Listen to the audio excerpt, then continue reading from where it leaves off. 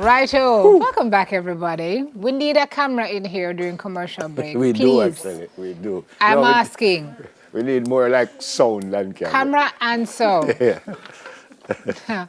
Right. Anyway, let me get serious. Research was recently done by the Caribbean Policy Research Institute on the splintering of Jamaica's gangs. Here to explain and talk about the findings, Joanna Callan, who is a researcher at Capri. Good morning to you, Joanna. How are you this morning? Morning, Simone. Morning, Neville. Good to have you.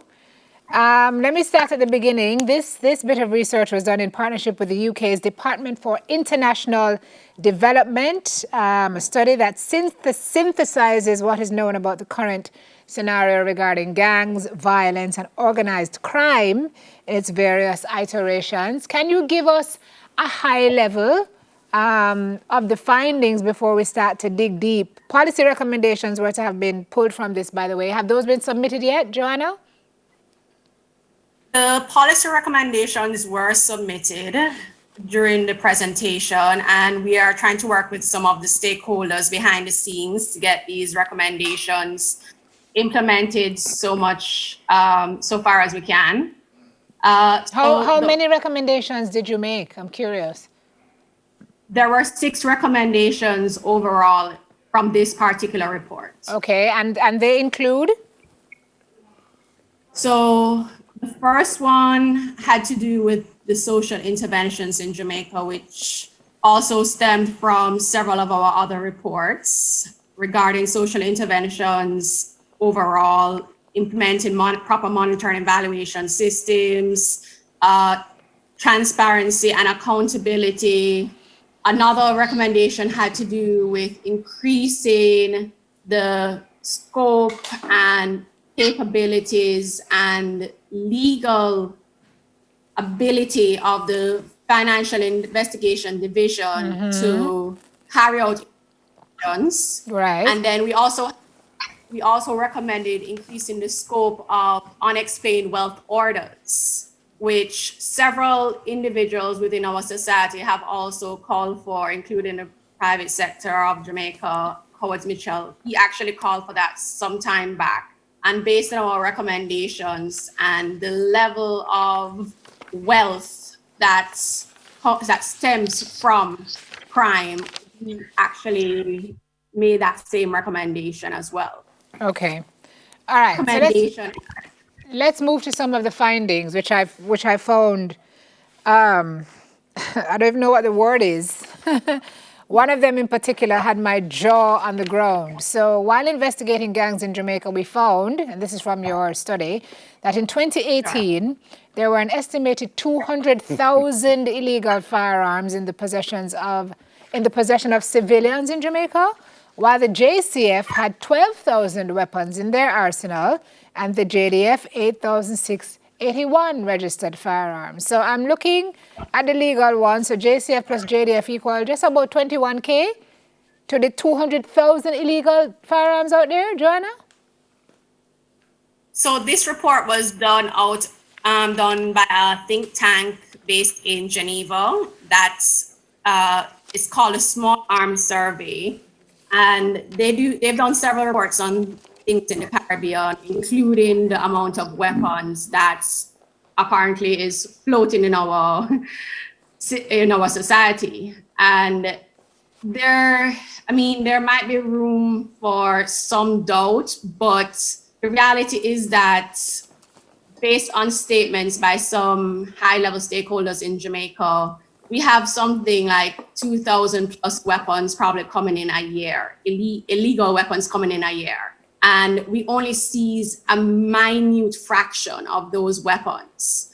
And if that is the case, and weapons have been coming in consistently over the years, there is the possibility that there is a significant amount of illegal weapons floating around in our society. Yeah, it says Haiti is awash in illegal weapons with an estimated 500,000 illegal guns in circulation, and is the principal seller of the arms that enter Jamaica and that is used by Jamaican gangs. You already said that you think about 2,000 coming in. Where? How? How them come in? Where them coming from? And which port? So I'm glad you mentioned the word ports. Jamaica has an estimated 145 ports that are not secured. 145.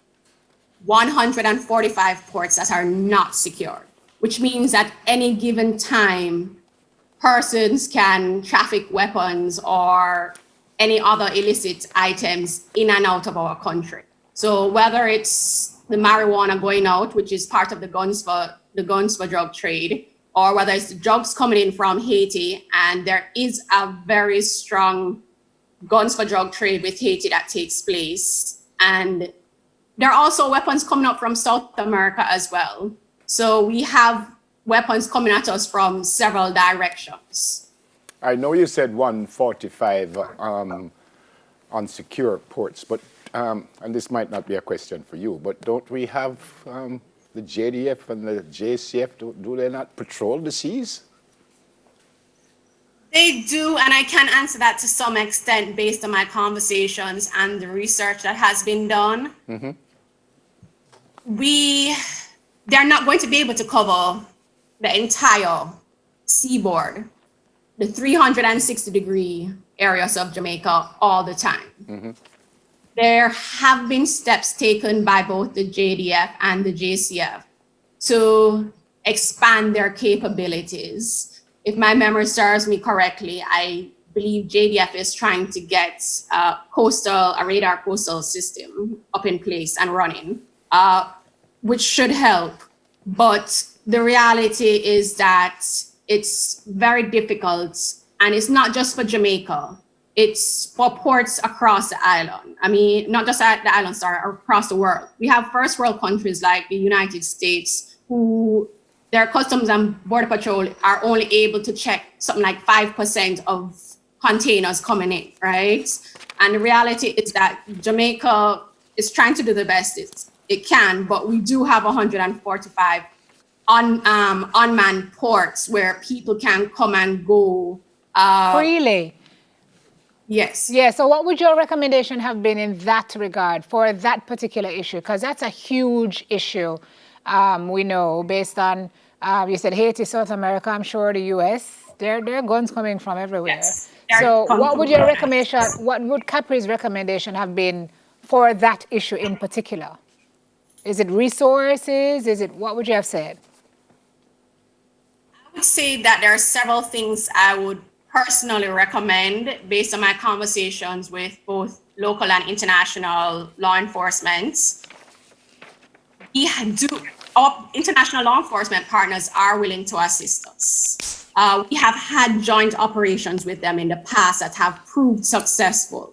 And so if it is that in the interim, while we try to build in a local system or a local capability to man our own ports, we have the ability to, with the assistance of our UK, Canadian, and US partners, to man our seascape. Okay. All right. Finish. Sorry, I also want to say that in that respect as well, boosting the capabilities of a vetted marine unit from the JCF side. We have a marine unit, but if we do have a more vetted, expanded unit with the marine division of the JCF, then that can also assist us as well. Okay, thank you so much. Obviously, a lot of research put in this. Kind of hope you're wrong. When I heard 200,000 guns as compared to 20,000, I know you're not wrong. Obviously, you did a whole lot of work, but I kind of pray that, why? I don't know how we can handle that. Thank you so much. 145 unmanned ports. Yep. Thank you so much for speaking with us this morning, and great job. Thank you, Neville. Yep. Simone, have a good day. Thank you, Researcher Joanna. at Capri and Joanna Collin. Can you imagine? You know what I 145, imagine? No. 145 unsecured ports and 200,000 illegal guns. Whew. Go for a break. Soon come.